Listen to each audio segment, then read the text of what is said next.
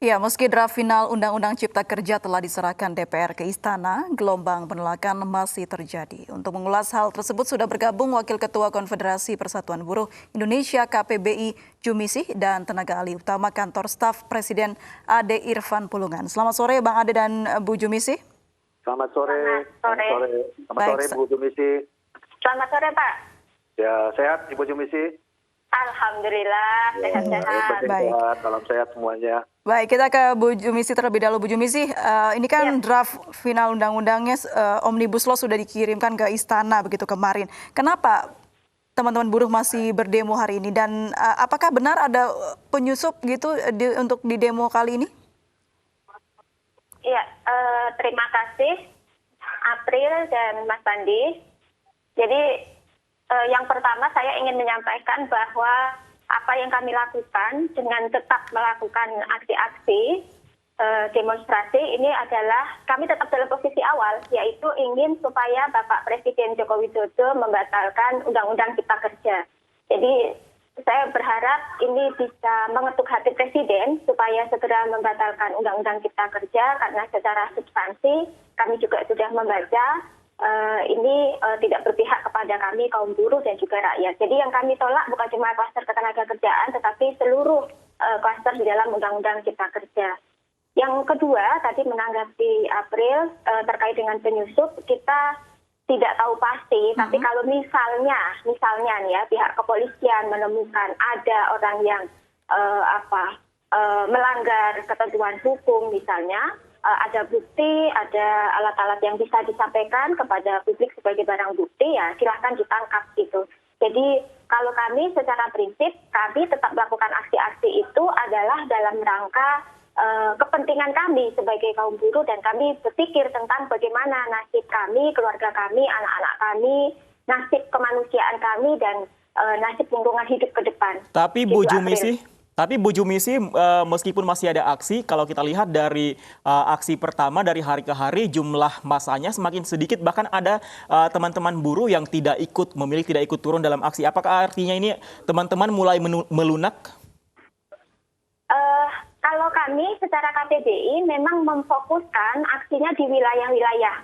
Jadi secara konfederasi, instruksi kepada masing-masing wilayah di seluruh Indonesia adalah melakukan aksi-aksi wilayah. Termasuk hari ini kalau di daerah Jakarta, ini bagian dari alur yang KPBI rencanakan. Nah, aksi besar akan digelar di tanggal 20 sampai 22 Oktober bersama dengan Gerakan Buruh Bersama Rakyat. Jadi ada banyak aliansi seperti yang kemarin kita gelar di tanggal 8 Oktober. Inilah yang nanti akan menggelar aksi lagi di tanggal 20 sampai 22 Oktober. Berkurangnya angka buruh atau massa buruh yang berdemo hari ini, apakah betul menyebabkan beralihnya lokasi dari Istana beralih menjadi ke Pulau Gadung? Ya, sebenarnya karena fokusnya adalah ke kawasan. Ada selebaran-selebaran yang kami distribusikan di masing-masing kawasan industri. Hari ini kita ada di kawasan industri Marunda, kawasan industri Pulau Gadung, kawasan industri KBN Cakung, kemudian Pluit dan Pasar Rebo gitu. Jadi ini adalah sentral-sentral yang kami distribusikan selebaran untuk memberitahukan kepada buruh-buruh dan publik tentu saja untuk bersama-sama menyatakan sikap pada tanggal 20 sampai 22 Oktober nanti. Baik, kita beralih ke Bang Irfan. Bang Irfan, melihat masih adanya aksi demo yang dilakukan massa buruh, apa respon dari Istana, Bang? Ya, pertama begini, kita kan sudah ketahui bersama Undang-Undang Cipta Kerja ini kan sudah disahkan oleh DPR, ya. Tentu ini harus kita hormati bersama, ya. Sebagai warga negara kita harus menghormati semua keputusan yang telah diambil. Itu yang kedua. Teman-teman buruh tentunya kan di awal proses dilakukannya undang-undang ini sudah dilakukan komunikasi dan dialog berkali-kali oleh DPR, oleh pemerintah untuk merumuskan bersama-sama terhadap isi atau muatan dari Undang-Undang Cipta Kerja ini. Jadi artinya komunikasi-komunikasi yang dilakukan oleh pemerintah dan DPR itu telah dilakukan terhadap teman-teman buruh. Semua persoalan yang dianggap oleh teman-teman buruh ini tentunya sudah diakomodir oleh undang-undang ini. Maka dari itu, ini sebenarnya undang-undang yang pada hakikatnya bagaimana bisa membantu buruh ini untuk memberikan kepastian terhadap dirinya. Yang kedua, undang-undang ini tentunya sangat menguntungkan bagi kita, bagi masyarakat yang pada hari ini ingin mendapatkan pekerjaan. Ada sekitar 7 juta, lebih kurang 7 juta atau 6,8 juta penduduk kita yang hari ini masih menganggur. Setiap tahunnya ada sekitar 3 juta para pencari kerja produktif. Nah, ini kan harus kita pikirkan, pemerintah harus memikirkan itu. Begitu susahnya kemarin itu mendapatkan pekerjaan. Teman-teman buruh hari ini juga begitu susahnya mereka penyaluran aspirasinya terhadap perusahaan-perusahaan yang di tempat mereka bekerja. Nah, justru undang-undang ini adalah memberikan kepastian kepada teman-teman buruh terhadap perusahaan-perusahaan yang selama ini mungkin memberikan ketidakjelasan kepada kaum buruh atau teman-teman buruh. Makanya sebenarnya undang-undang ini adalah pro terhadap buruh ya, dan untuk melindungi buruh.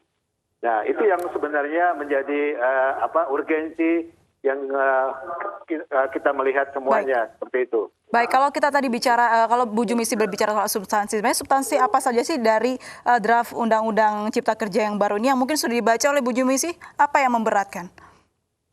Ya, sebetulnya ini kan juga banyak draft yang beredar. Kami sudah mengkaji yang 905 halaman, 1035 halaman, dan 812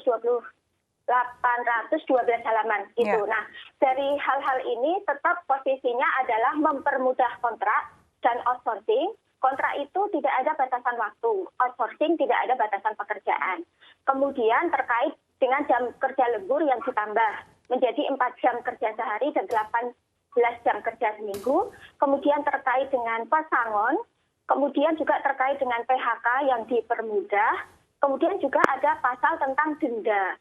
Gitu. Nah, hal inilah yang memberatkan posisi kita, gitu. Pesangon dikurangi. Nah, saya ingin menyampaikan kepada Bang Irfan, jadi kenapa kami bilang ini tidak menguntungkan kepada pekerja? Karena pada saat buruh dikontrak, gitu, itu kemudian pindah tempat kerja, kemudian dia mudah ter-PHK. Jadi untuk menyerap tenaga kerja yang sebanyak sekitar 7 juta itu kurang bisa kita terima secara logika.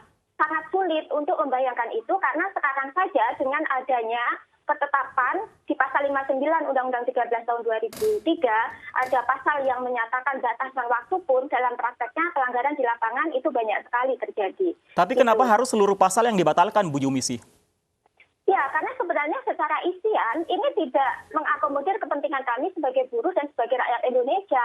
Jadi kenapa kemudian kita tidak hanya menolak pasar ketenagakerjaan? Karena secara substansi isian dari Undang-Undang Cipta Kerja ini tidak berpihak kepada kami rakyat. Jadi yang kita perhitungkan adalah hak kemanusiaan kami sebagai warga negara Indonesia yang harus dilindungi oleh negara dan hak atas alam yang nanti akan berpengaruh terhadap anak cucu kita ke depan. Silakan tanggapannya Bang Irfan. Ya, apa-apa yang disampaikan oleh Ibu Jumisi tadi itu sebenarnya sudah selalu didialogkan oleh teman-teman buruh dan pemerintah, ya, baik itu Kementerian Tenaga Kerja, Menko Perekonomian dan DPR, kan selalu dan berulang-ulang kali persoalan-persoalan yang selama ini terjadi di buruh, apakah di undang-undang yang kemarin gitu. Nah, selalu apa menjadi persoalan-persoalan itu. Nah, tadi saya akan sampaikan pada prinsipnya undang-undang ini adalah memudahkan para pencari kerja baru yang menginginkan adanya perlindungan terhadap mereka melakukan pencari kerja, berusaha dan membangun ekosistem investasi gitu. Jadi undang-undang ini adalah wajah baru yang sangat pro terhadap tenaga kerja, yang sangat pro terhadap para pencari kerja yang setiap tahun ini angka ini akan meningkat terus. Nah, maka dari itu pemerintah sangat konsen terhadap dan peduli terhadap para usia produktif ini. Baik, fokusnya berarti untuk mencari kerja baru agar lapangan kerja ditambah begitu ya Bang Irfan. Untuk pekerja lama seperti yang dikeluhkan kontrak, lembur, pesangon, PHK dan denda seperti apa Bang Irfan? Ya, justru itu juga, ini juga lebih pro kepada teman-teman yang hari ini sudah bekerja dengan misalnya ada yang tadi disampaikan Ibu Jumiasi itu kan sudah dikomunikasikan lebih komprehensif ya. Misalnya masalah pesangon itu tetap ada dalam undang-undang hari ini, undang-undang Ciptaker itu. Jadi dibenahi, misalnya tidak ada kesewenang-wenangan lagi antara pengusaha ya yang mempunyai modal untuk bertindak tidak sesuai dengan ketentuan atau undang-undang. Sanksinya juga sangat tegas gitu. Jadi saya mengatakan ya, undang-undang ini adalah undang-undangan yang pro terhadap buruh, pro terhadap para pencari kerja yang selama ini memang kita ketahui menjadi kendala, menjadi problem kita bersama di Republik ini. Yang kedua, kita ingin meningkatkan kompetensi, meningkatkan kemampuan para pencari kerja ini. Tidak lagi misalnya dari segi pendidikan yang kita ketahui bersama sangat besar ya para pencari kerja ini usia pendidikannya pendidikan menengah, SMA ke bawah, apalagi ada sekitar lebih jadi meningkatkan kualitas dari pekerja juga begitu ya Bang Irfan ya? Usia SD gitu. Nah ini kan sangat memprihatinkan. Kita tidak mampu bersaing terhadap para pencari kerja yang lain. Baik, saya kembali ke Bu Jumisi. Bu Jumisi, terkait ujaran dari Presiden Joko Widodo, jika ada yang masih keberatan, boleh mengajukannya ke MK. Apakah sudah disiapkan?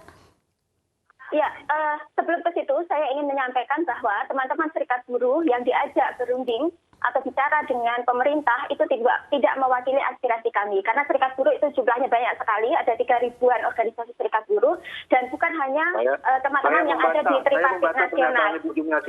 Sebentar, itu yang pertama. Yang kedua, saya ingin menyampaikan bahwa wajah baru tenaga kerja untuk para pencari kerja itu tidak akan bisa terlaksana, Bapak, karena begitu teman-teman buruh terserap, begitu juga akan menjadi PHK. Jadi tidak ada upaya yang bisa dilakukan secara baik oleh pemerintah untuk menyerap tenaga kerja. Justru yang paling marah adalah pengurangan terhadap hak buruh, dan apalagi pesangon dipermudah dan apalagi upah dikurangi. Begitu. Jadi persoalan pesangon itu juga dikurangi, tidak ada perlindungannya sama sekali. Benar ada, tetapi itu dikurangi hak-haknya. Termasuk juga persoalan PP. Semua hal itu kan ada banyak sekali di dalam redaksional pasal di dalam pasal-pasal itu terkait dengan PP atau peraturan pemerintah. Justru karena peraturan pemerintah itu selama ini kita tidak pernah terlibat dan tidak transparan, sehingga kita akan kesulitan untuk mengontrol apabila PP itu dibuat, karena tiba-tiba ada PP dan kita sebagai publik harus mengikuti. Ini yang membuat kita berat untuk penjelasan melihatnya. dari Bu Jumisi ini yang sangat sesat gitu. PP-nya sekarang ini lagi dibahas, Bu. Belum ada dikeluarkan terhadap Undang-Undang Ciptaker ini. Benar, Pak, karena belum dibahas. Nah, iya, makanya pembahasan itu tidak transparan. Selama ini juga sebelum ada Undang-Undang Cipta Kerja juga seperti itu, Bapak. Tidak ada transparansi dalam pembahasan PP. Misalnya, PP 78 tahun 2015 terkait dengan pengupahan. Apakah serikat buruh dilibatkan? Tidak sama sekali. Itu 3 hari sebelum disahkan PP 78 tahun 2015, itu serikat buruh hanya jadi ajang sosialisasi, jadi ajang legitimasi. Jadi itu tidak menunjukkan transparansi dan demokrasi yang dilakukan oleh pemerintah terhadap kita sebagai serikat buruh atau serikat pekerja. Silakan Bang Irfan, boleh tanggapannya? Ya, apa yang disampaikan Ibu Jumisi ini ya kita melihat ya ada perbaikan, harus ada perbaikan terhadap kepentingan buruh. Kita sadarin itu. Makanya pemerintah sebenarnya sangat terbuka. Pembahasan undang-undang itu kan sangat terbuka dan transparan terjadi. Tapi sebagian publik mengatakan sangat tertutup. Itu tidak benar. Yang kedua adalah sekarang ini lagi pembahasan ya menyusun pointers terhadap PP. Ada 37 PP dan 5 perpres yang akan dikeluarkan oleh pemerintah. Nah, ini lagi dibahas terhadap semua kementerian dan lembaga yang berkaitan dengan klaster, ada 11 klaster dalam Undang-Undang Ciptaker. Nah, dan itu juga kita mintakan kepada semua stakeholder baik di buruh terhadap masukan-masukannya, ya, arahannya, kepentingannya untuk sama-sama kita mensinergikan untuk menjadikan semua bisa terakomodir ya dengan baik gitu.